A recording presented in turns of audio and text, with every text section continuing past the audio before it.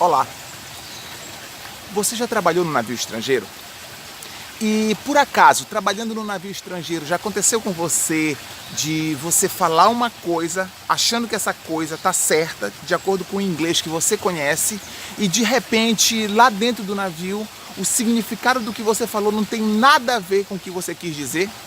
Já aconteceu? Já aconteceu assim algum mal entendido por causa de alguma coisa que você falou achando que estava certo e na verdade não tinha nada a ver com o contexto da situação? Pois é. Hoje eu vou contar uma história que me aconteceu lá no iniciozinho da minha carreira como mercante, quando eu ainda era praticante. Uma história que vai ilustrar muito bem o assunto do vídeo anterior, que é o jargão do navio.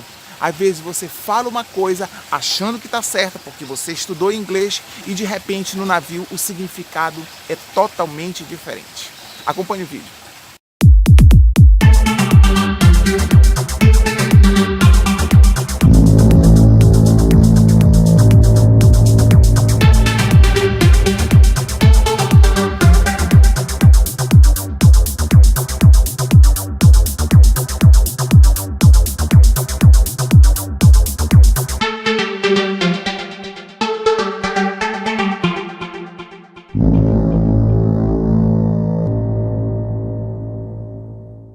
O episódio foi em janeiro de 2015. Fazia mais ou menos um mês que eu estava embarcado e naquela época eu ainda estava começando e eu lembro que eu acompanhava as manobras do navio ainda lá do passadiço. Eu prestava auxílio para o capitão, para os oficiais, para o imediato, para o prático, para quem estivesse por ali. Então eu era aquele cara que ficava ali no passadiço, dando apoio, ajudando na marcação da carta, enfim, dando apoio para a equipe de passadiço. Naquele dia, o navio estava atracado em São Sebastião e o prático estava marcado para alguma coisa tipo 9 horas da noite. Muito bem, a manobra foi tranquila, a desatracação foi tranquila, o prático estava a bordo, tudo bem.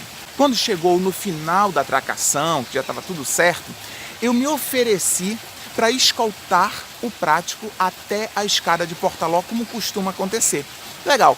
Pedi autorização para o capitão, logicamente, peguei meu capacete, peguei meu VHF, falei com o prático, conduzi o prático através das escadarias do navio, e finalmente cheguei até o Portaló e tal, me achando o melhor oficial do mundo, porque eu estava ali tomando conta da escolta do prático.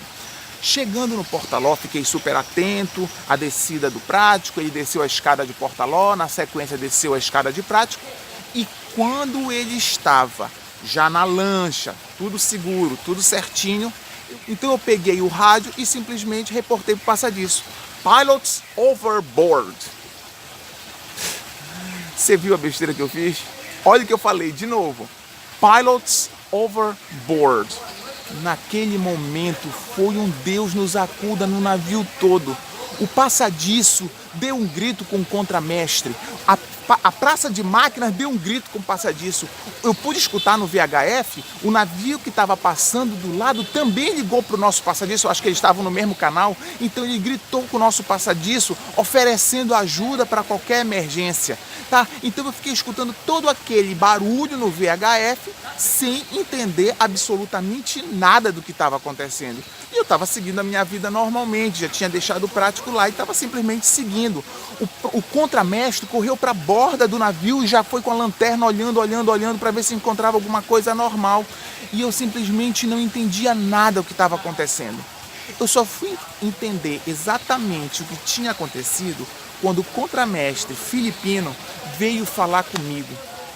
E aquilo, aí sim eu fui me dar conta do tamanho da besteira que eu tinha feito. Eu corri então para o passadiço e me humilhei aos pés do comandante, aos pés do imediato de quem estava lá. Para sorte minha, é que todo mundo levou a situação na brincadeira e acabaram rindo. Eu acabei virando motivo de piada durante algum tempo e foi só aquilo. Graças a Deus. Poderia ter sido uma situação realmente muito pior. Eu não sei se você percebeu, mas você sabe exatamente o que eu falei? Bora ver de novo, bora analisar o que eu falei. Eu falei Pilots overboard. Só um parêntese. Eu entrei na Marinha Mercante através do Azon, não foi através da EFON. Então, eu já entrei com uma certa idade na Marinha Mercante. A minha profissão antes de eu ser mercante era professor. E das várias matérias que eu dei aula, foi o inglês. Eu dei aula de inglês durante muito tempo.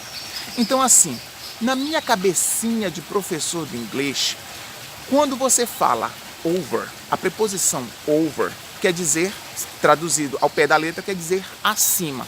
Mas em alguns contextos, a palavra over também pode significar além. Olha só essa musiquinha que vai tocar aqui.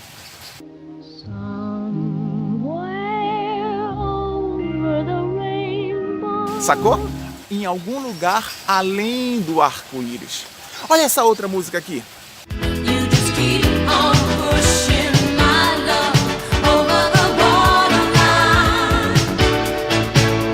Entendeu?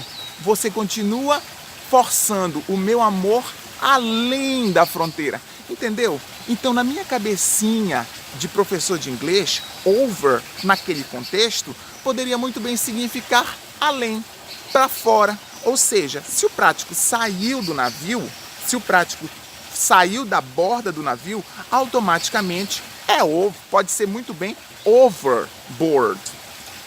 Só que não. No jargão do navio, aí é importante você lembrar esse conceito do vídeo passado, o jargão do navio, ele tem termos muito próprios que são aplicados ao contexto do navio. Quando eu digo overboard, na verdade, overboard, utilizado no contexto do navio, quer dizer ao mar.